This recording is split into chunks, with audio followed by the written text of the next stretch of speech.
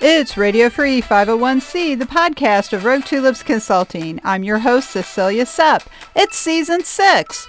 Don't forget to subscribe, and we'd love it if you'd like, share, and comment. This week, I'm joined by my longtime friend and first-time guest, Lisa Claydon, CAE. She's a marketing expert, and we're here to talk about the 5 steps to a successful marketing plan. It's January 15th, 2024. Welcome to episode 224. Hey, everybody, it's Monday, January 15th, and that means it's time for another episode of Radio Free 501c, brought to you by Rogue Tulips Consulting. I'm your host, Cecilia Sepp. I'm the principal and founder of Rogue Tulips, and thank you so much for joining us.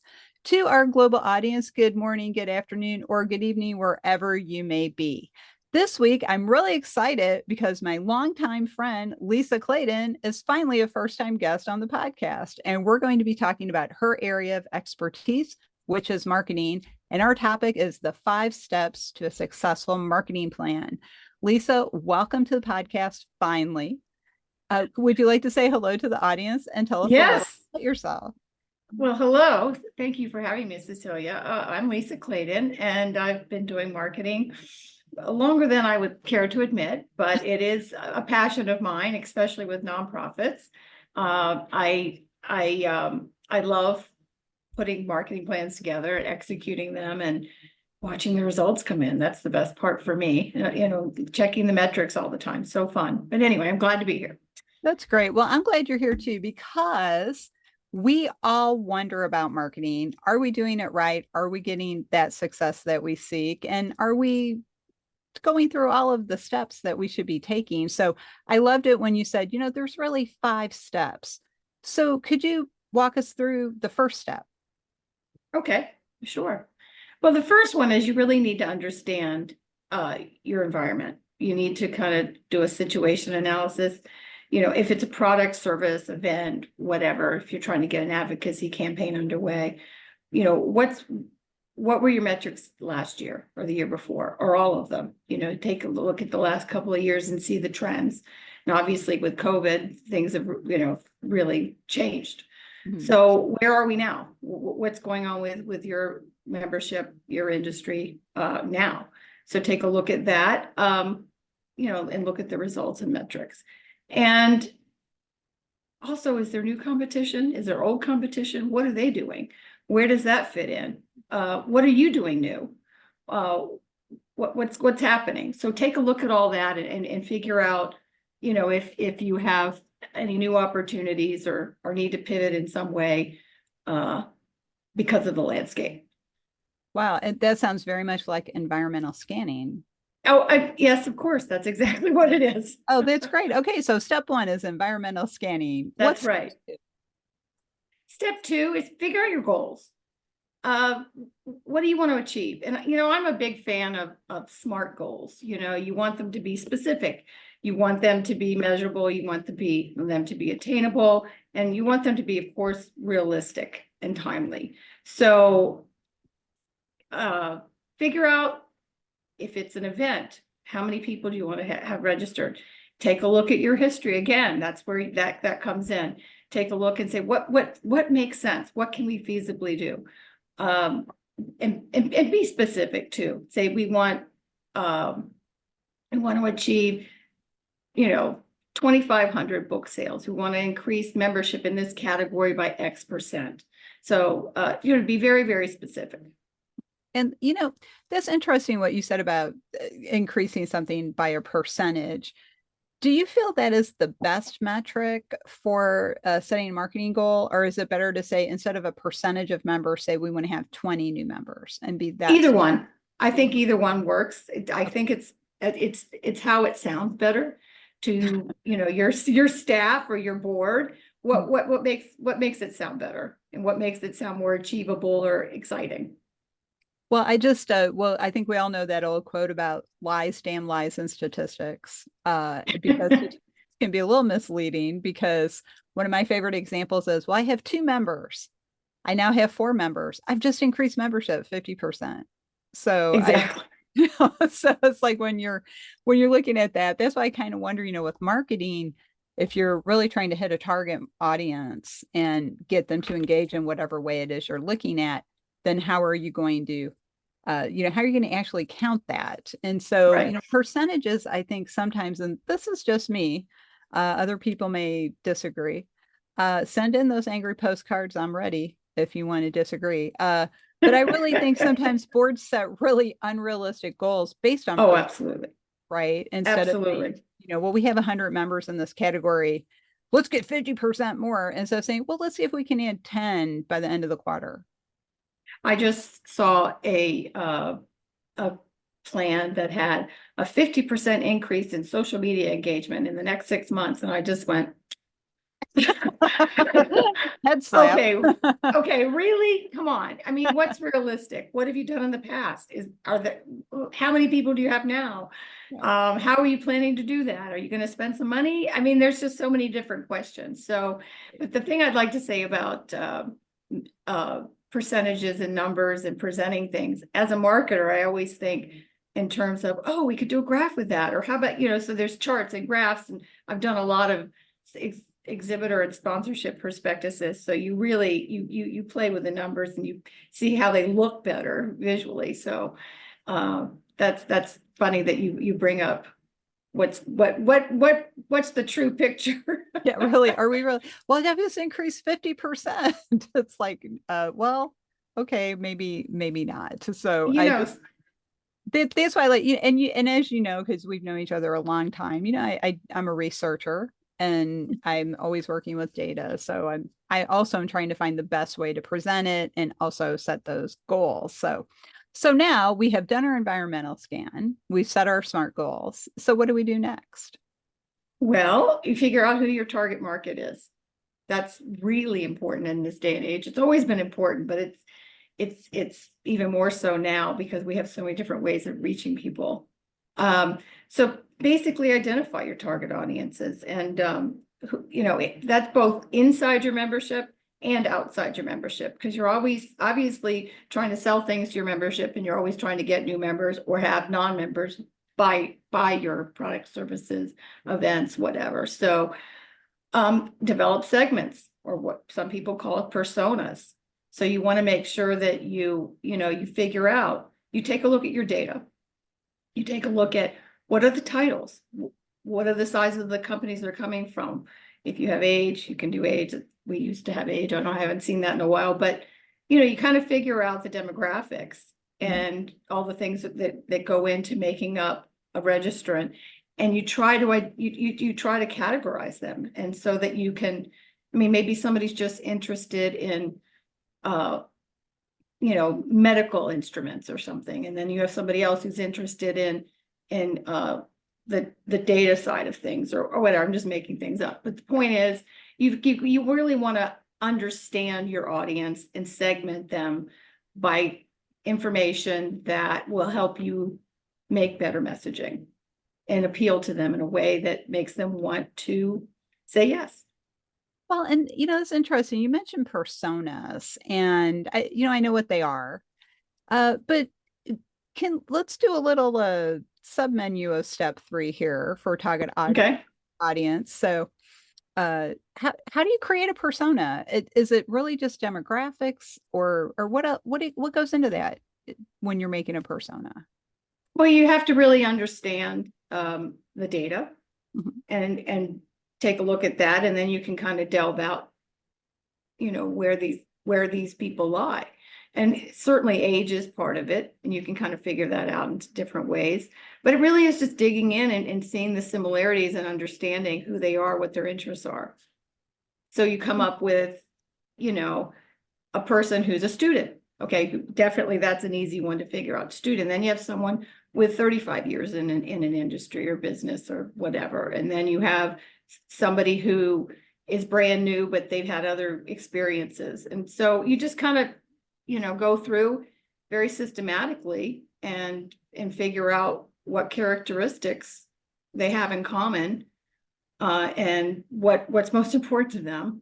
And you figure it out that way. I know there are scientific ways of going about it, but I'm probably not as scientific as most people. I tend to, no, I'm just not. I look at who's coming and all of that, and figure it out from there.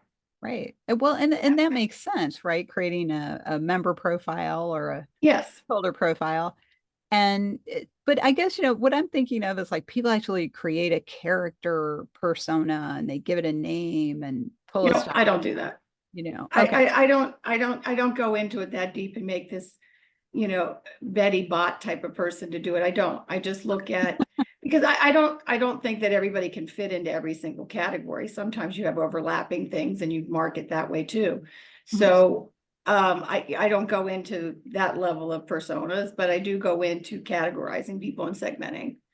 It's so funny you mentioned Betty Bot because Robert Barnes, who's their new president of Betty Bot, is moving to the US from Australia to take over the company, and he's going to be on the show in a couple weeks.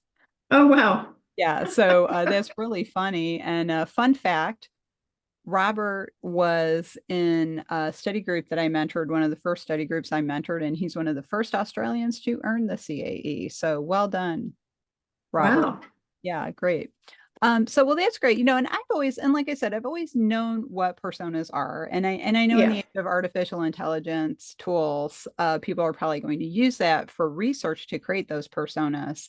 But I think that's a question people might feel like I shouldn't ask that question because I should know it already. So, but if you're using generative AI, I guess it'll make a picture of your persona now for you. Yeah. Oh, sorry. I don't know if you heard that. So, Um, yeah, I mean, I think if you really just focus on your data and you pay attention to your members, and you know who your members are, you know who your potential the potential attendees, buyers, whatever, members, and you keep you keep track of the industry. You keep track of the trends and what people need, and you understand them that way, and you talk to them. I think talking to your members is obviously a really important thing. And I ask, there have been plenty of times, you know, uh, I call people up and just ask questions and get testimonials, or ask them what's on their mind. It really does help inform the marketing strategy. it's just amazing what happens when you actually talk to the people that you're Yes. trying to help. Yes, Like, absolutely. And one- it's, I mean, the board is obviously a good resource a lot of the time, not every time, I hate to say that, but it's true. But it also committees, in the last organization I worked for, I suggested that they use their committees to inform their content for their conference. And they're like, oh, okay, well, that, because they had done it a certain way for so long. But it ended up being a great conference because they asked. And people gave them a lot of great feedback. So you got to stay on top of what's important to your members. right. We got to throw And same old, absolutely, absolutely. because it worked So, before doesn't mean it's going to work again. yeah, but I mean, I think it helps. You kind of have to merge the data with, the feelings and the actual thoughts and needs. So it's the human side versus the data side, and you Right. join those together. So that's really how I do it. Yeah. Well, It and I helps. and I think that's a great approach because we are dealing with humans. And Hmm. I think we are going through an era of we're just being broken down into data in this little piece of us and that little piece of us, and nobody's really paying attention to the holistic us anymore. And just try kind of a little bit of a mini marketing diatribe. Try getting through a voicemail tree anymore. Comcast, they will just, their chatbot just hangs up on you. It Oh decides, my oh, gosh. you don't need to talk to anyone. It just hangs up on you. It's crazy. So let's remember, we're in the nonprofit management space. We can do things differently. We can take that approach of let's talk to the individuals as an entirety and kind of get away from that. I mean, that's a trend I just hate. But Yeah, and I think it's really hard. I've worked for many different organizations, and some think that as a marketing person, you don't need to attend their events or board meetings or participate in the administration of everything. And I'm like, that is so critical to get to know people and talk with them. So, I mean, I can tell you for the most part, yes, you marketing people are brought along. But if there's ever a tight year, they seem to be the ones that get cut. So, Yeah. Well, yeah, and well, I'm not going to go back into the lockdown era kind of people getting let go. So, well, so now we know we need to do an environmental scan. We set our SMART goals, right. and we identify our target audiences. So, what do we do for step 4? Well, that's really where you hash out your strategy and tactics. And that, in some marketing plans, I have here's the strategy, and I kind of give an overview of how the tactics all integrate together. But really, strategy and tactics go hand in hand. So you figure out, okay, what are your channels? What are your tactics? What works for each audience? So you go back to your target markets, and you figure out whether or not they're going to all be using the same tactics or get the same tactics. So basically, right now, I can tell you over the years that the tactics have just increased and increased and increased, which makes it actually really fun. But and I love learning about new things, and I love trying new things, which is great. But it gets down to, do you have enough staff? And I always say, oh, well, yeah, we can try that, but wait a minute. Are we going to be able to do a good job with all the other things if we're going to try something new? So you have to kind of think about that. But I mean, the digital side of things has been really fun. Retargeting is great. That I see more and more associations doing retargeting and Google ads, and of course social media. I'm a big fan of social media paid marketing. It's worked well for the organizations that I've worked with, and especially LinkedIn. Actually, LinkedIn has done very, very well. Some Facebook, but definitely LinkedIn for it. Of course, it's going to depend on who your audience is. You have to figure out where's your audience. So that those are the questions you really need to ask yourself, when you're putting together tactics. But I can tell you right now, direct mail is still something you should throw into the mix, particularly for fundraising, and postcards are cheap. I mean, for fundraising, year-end fundraising, it all starts, with right before Giving Tuesday. You got to have direct mail, especially if you're not going to do all of your donors. You do your big donors, for example, but direct mail has its place, and it is expensive, but you could do it more affordably if you put your mind to it. So, and really target who's going to get a piece of direct mail. If you're going to have people that always come to your conferences, do they need to get something? Probably not. You just know they're going to be there. Anyway, so I just wanted to throw out the whole direct mail thing. But the other thing that I think associations don't do as well as they should, and it's very important, is influencer marketing. Influencer marketing, I've had CEOs actually say, what's influencer marketing? And I'm just like, another, but Their head slap for those who are listening and not watching. yeah, I mean, when you explain it to them, they go, oh, right. Do we really need to do that? Yes, absolutely. I'm a big fan of toolkits, digital toolkits for your board, digital toolkits for your staff, digital toolkits for your committee members, even for your conference attendees, you name it. Your speakers are a huge source for conference marketing, reaching people that you don't normally reach. And that's the whole point of influencer marketing, is that you reach people that you don't normally reach, which is great. That's why you do paid social, why you do, other, your Google ads and things. You're reaching people that you don't normally reach, and that's critical, especially when you keep upping your goals. So Right. Well, anyway, yeah. And isn't that what always happens? of course, More, bigger, bigger. exactly. That's another topic, though, for another day. Why are we always trying to be bigger? Why don't we focus on what we're doing well? But Exactly. but that's not really marketing per se. So we've done our environmental scan, we've set our SMART goals, we've identified our target audience, and now we've set our strategy and tactics. So Yes. then I'm going to guess step 5 is metrics. Oh, metrics are in every step.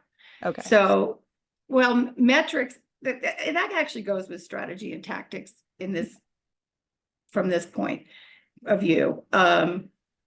You're constantly looking at your metrics as your marketing plan moves along, Mhm. and you pivot. And I'm sorry to use that word. I know we've all overused it in the last 3 or 4 years. So It doesn't bother me. I used to play basketball, and that's what you do. You pivot on your one foot. yes, You don't true. get a foul. So I like pivot. I like I like it. pivot. Well, it actually works well in many cases. So, but you either if one segment isn't working really well, Mhm. you just stop. You look, let's say you do four different social media ads. You look at out of the four, which two are working the best, or which one, or which three, just you change things up. So metrics are always important from the beginning to the end. Okay, So so I guess I should have guessed evaluate your metrics. no, No. Oh gosh. All right, I'm not going to guess anymore. What's step 5? budget, budget, Budget. figuring out how to use your budget Got and it. making sure that you have each of your tactics has a realistic estimation of the cost. So, and keeping track of those. So I've worked for organizations where literally we had down to how many we were going to mail, or how much we were going to spend on social media, how much we were going to spend on graphic design for each step of the way, you name it. So we had it all down so we could keep track very easily. And I've also worked for organizations where they had all their marketing money in one big pile in the budget. Well, I changed that and Wow. and and and put it all out, and itemized it and separated the money across every marketing campaign. You need to know how much money you have. You cannot have a marketing plan functioning without knowing how much money you have. And then you keep track of that the whole way. I guess that's another metric for you. You keep track of how much you're spending. And the way I put together a budget is if you've done this campaign before, or you've marketed product, service, event, advocacy campaign, whatever, before, you can look at actuals. And so actuals are a really important thing to keep handy. So, and if you don't, and I always get estimates. You always want to get estimates for everything you can from your vendors or whoever. Just calculate how much is it going to cost to print this postcard? How much money are we going to spend on social media? How much are we going to spend on SEM? So basically, all that's laid out, and then you just keep track of it. And that sometimes you find, that you want to shift money around because something's working better than another area, then you can do it. But you don't want surprises in the end. So I highly recommend that you keep track of what you're spending all along. No one likes surprises, especially your boss. Right, especially yes, because I had an incident with a previous boss where the communications director said, "Oh yeah, we got approved to order all these reprints," and so I ordered them, and he called me up and you know, I, I hope people aren't offended by this, but he chewed my ass off. Okay, it's like because he said you didn't. I said, well, I thought, and he said, you're not supposed to think. That's not your job. So Whoa. okay, so I have all these things. I have to do something with them now. And he was very angry that we spent marketing money without him knowing about it. So Well, lesson I learned. had one client who in their meetings and convention department, that I worked very closely with doing the marketing, but they just didn't look at the budget when they were planning menus, and Mhm. they overspent by $100,000. because they just didn't look at their budgets. You have to look at your budgets. Oh, that's Yeah, it's really incredible that you would it's say, incredible. oh my God. I mean, sure, things happen, things end up costing more, but if you don't look at your budget, it can be a real problem. Well, hey, my reprints did not cost that much. Just saying. They just were planned in the budget. So, wow, that's so interesting. So, we do environmental scanning, set our SMART goals, identify target audiences, come up with strategy and tactics, and then that's when we create the budget and manage it. Exactly. Great. Well, Yeah. One other point I want to make is it's bandwidth. Here, like I've mentioned, we're doing more and more and more tactics. That means more time. mhm.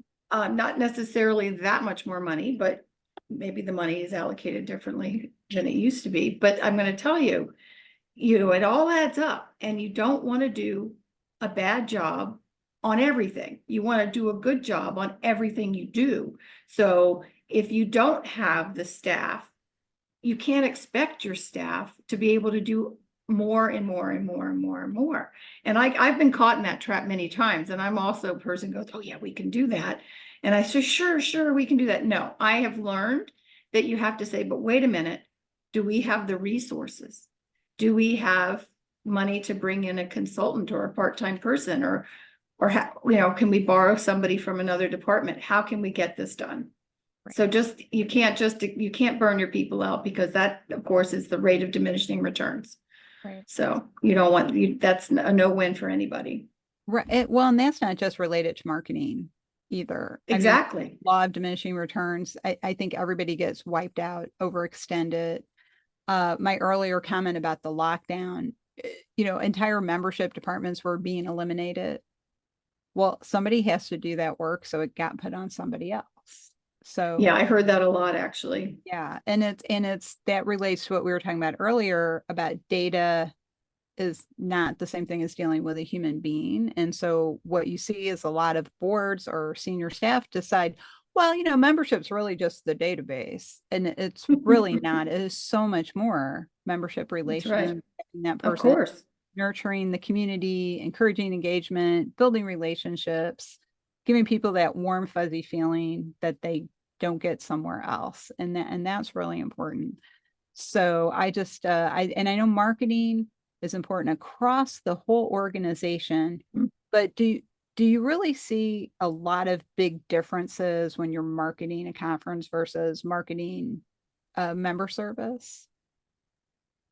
Well, I think that with conferences, you probably have more influencers to Mhm. participate. I mean, because you've got speakers, sponsors, exhibitors, staff, board, you name it. You don't necessarily have that many segments, so to speak, for membership. You have some members, but you're asking them to do something that doesn't necessarily benefit them. You're asking them just to be a good member. And it's different. So I think that there's definitely a little more variety with events. Hmm. But one other thing I want to bring up is, and I've said this so many times, I need a planning period. People need time to think. And that's when you start doing too much and too much, you're going to lose quality of your campaign, of your work, if you don't have the time to think. So I like to make sure I tell people this. You can't just go from one thing to another. You have to settle down. That's when you take a look at your budgets and you take a look at your metrics. You just don't fly on to the next tactic. You actually have time to think. And that is where you sit down and you look at how things are going. What you want people to think? I want people to have time to think and ponder and question and come up with a better path, or know you're on the right path. Yeah, and I agree with you 100%. I'm just kind of joking a little bit about it because so many people say, "Well, I don't have time to do that. I have time to sit down and plan and think about things," because we get so caught up in what Jim Young called the tyranny of the urgent. And we think all this stuff's really important but they're really just distractions. And you really do need to set that time aside, especially something like a complex marketing plan, Right. because marketing is always multiple steps and many things go into it. And Yes. I love that you mentioned the number of tactics has increased dramatically. Hmm. And so if you're increasing tactics, you need to think about that as much as you think about strategy. But this is why I am always amazed when people say to me, "Oh, you're so good about setting aside quiet work days. I should do that." Or I wish I could do that. And I said, well, you control your calendar. Just it doesn't have to To a be a certain whole, extent. yeah. To a certain Well, we extent. we all do. I know now I know the fully employed, meaning you're an employee, you're not like me working for yourself. But if you are an employee, you should be able to set aside 2 hours of quiet Mhm. work time when you need it. You can't take a whole day. You can't take maybe even a half a day. But I came up with the concept of the 1 week sabbatical a couple of years ago, and I wrote a blog post about it, and I kind of reported where I was halfway through, and everybody was like, "Oh my gosh, this is like a huge revelation." And I just said, "Well, but all you have to do is just control your own calendar. You just set it aside and do that deep thinking. We'll take people away on staff retreats and we'll take a board away for a board retreat to do strategic planning. But for some reason, we seem to think it's a luxury to set aside an hour a day to think about stuff. And you really do need to do that. And it is something that I do. I don't always take a whole week anymore, but if my calendar's open, I block that day off. I don't schedule things. And That's it's great. really important. Very important. That's smart of you. Yeah. It's like we have to do it. And like you're a deep thinker, you really do think everything through. So that's really important part of marketing. That should be It step is. one, actually, or 1A, I think. Well, the other part of marketing, now that you brought up something like that, I love brainstorming. I would love to have my team all in one room and just, bounce ideas off, especially when you're coming up with themes and things like that. I always feel that the best ideas come out of us inspiring each other and spurring ideas on. And it's a lot of fun. And then we all feel good about it. Yeah. Oh, I love brainstorming. I do.